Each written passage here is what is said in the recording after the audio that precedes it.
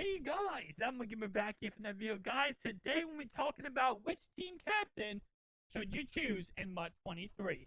So obviously, yes, team captains are, in my opinion, probably the best free cards you can get in Madden, just because of the fact that they slowly upgrade with the season. So once season 1 is done, you're gonna have an 88 overall, and then season 2 is done, you're gonna have a guaranteed like 93, 94 overall card, and then so on and so on. So I do love team captains.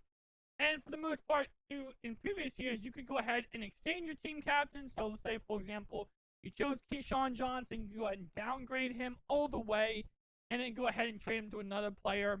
I believe last year you would have 3 times you could do that. So keep in mind, you do want to go ahead and pick the correct player, but you can change it. All right.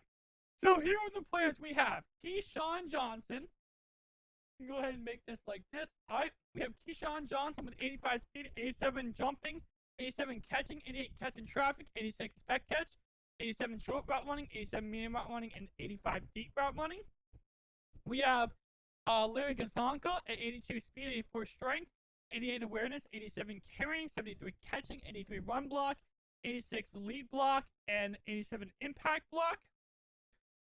We have Sam Adams at 78 speed, 79 salvation, 88 strength, 84 tackle, 85 play rec, 87 block shed, 88 power move, and 70 finesse move.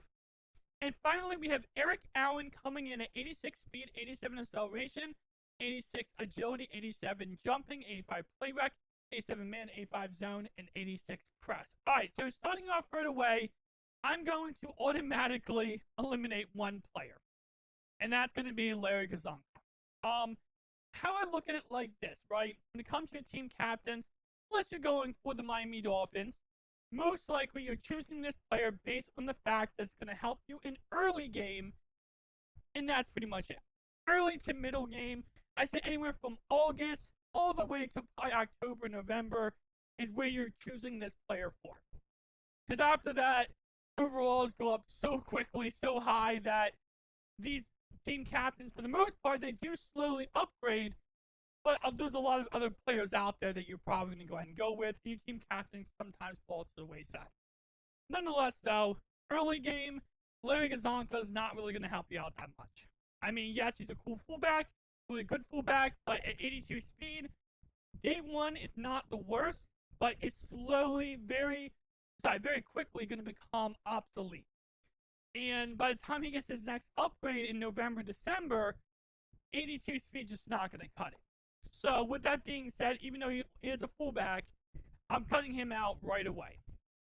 So now we have some other options. We have Keyshawn, we have Sam Adams, and then we have Eric Allen. The next player I will be cutting out is going to go ahead and be Sam Adams. Now, Sam Adams is an amazing 3-4 D tackle. Really, honestly, day one, and not even just day one, this card right here is going to be a solid card for the first 2 or 3 months a month. Easily is going to be one of the best cards because of that 88 power move, 87 block shed. He's huge, honestly. He's an amazing run stopper. But if I'm going to go ahead and choose the best player here, and I'm going to tell you guys which one I recommend, I'm not going to go with the D tackle. Now, you might say, well, what are you talking about? Because last year, guys, remember last year, for the team captains, the one I chose to go with was actually the D tackle. But he had like 85 speed day one. He has 78 speed, so I'm going to simply go with no for Sam Adams. I'm not doing 2 years in a row choosing the D tackle, but last year we did, but this year we're not. All right, so now we have 2 skill positions left. We have Eric Allen, of course, and then we have my man Keyshawn Johnson. So we have a physical wide receiver and a man-to-man cornerback. So both these guys have pretty good speed. 85 speed on Keyshawn, 86 speed on Eric Allen. So they got some speed to them, right? They're definitely some very fast. Keyshawn is going up 85 speed. His next upgrade will probably give him 89, 90 speed. And then so on and so on. That's not bad at all. Eric Allen, same concept. Probably next upgrade would be like an 89, 90 speed. And he actually is very balanced with his 87 man and 85 zone, which I do like with 86 press. So it's not like he is a man-to-man cornerback, but he's still going to have good zone coverage throughout the rest of this. So what I would say, personally speaking, is I would go with Eric Allen. That's my choice. The reason why I say that is because there's going to be a lot of good budget, fast receivers in MUT 23. Early on, especially some silver and gold cards, they're going to be crazy speeds.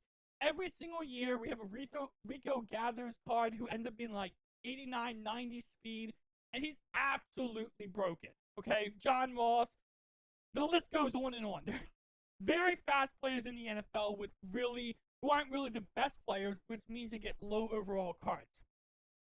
They're going to be fast cornerbacks too. But the difference is a fast receiver who is not the greatest, you can streak them down the field, and most likely they're going to catch the ball if they're wide open. A fast cornerback that can't cover is pointless. So that's why I'm going with Eric Allen here. Keyshawn is a very good choice too. I'm not saying, if you're going Keyshawn Johnson, I'm not saying, oh, you're making the wrong decision. Obviously, it all depends on what you run personally. If you are a heavy zone player, then you might say, hey, I'm not going Eric Allen because he's man-to-man, and I want to get zone ability. So that could work out too for you. But me personally, I'm probably going with Eric Allen, although this Keyshawn does look freaking good. His route running ability is going to really help out MUT 23. And, I'm not changing my answer, but I'm going to go ahead and make the case for Keyshawn Johnson here, okay? Madden 23 is very heavily focused on receiver versus cornerback matchup. So if the receiver is beyond better than the cornerback, he's going to win most of the time. He's going to win most of the matchups, just like they should. But in Madden, that's not how it works. A 70 overall Madden card can take down a 90 overall card, just how Madden plays. Nonetheless, though, Madden 23 is different. So him having all these stats day one means Keyshawn's going to be almost unguardable the first month of Madden. Unless you're going against someone who has really good cornerbacks, he's going to be almost impossible to stop in the first 2 weeks of Madden up to a month in Madden. Now, for Eric Allen, the same concept applies, though. See, this is why it's kind of I made the case for Keyshawn, but I'm also going to make the case for Eric Allen.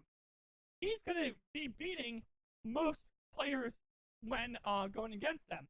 Now, the issue with Eric Allen is, like I said before, if you have Rico Gathered or any of these fast receivers, they're going to blow right past Eric Allen. Can't really do much about that. But at the end of the day, in my opinion, this is what I'm going with. I know somebody just commented and said that he's 5'10", but you know what? It doesn't matter. Still a star, still a legend. Guys, thank you so much for watching. If you enjoyed, forget to like, comment down below. Yeah, next one.